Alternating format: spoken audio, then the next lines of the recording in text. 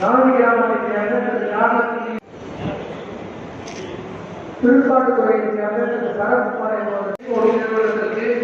ரூபாய் 410 லட்சத்திற்கான காசோலை, உரிமையாளருக்கு ரூபாய்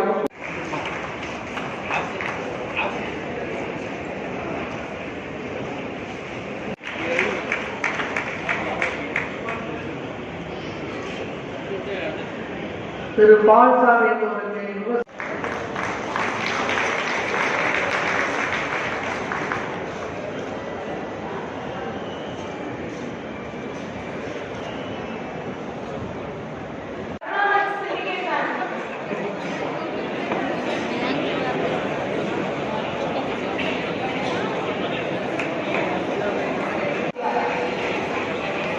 श्री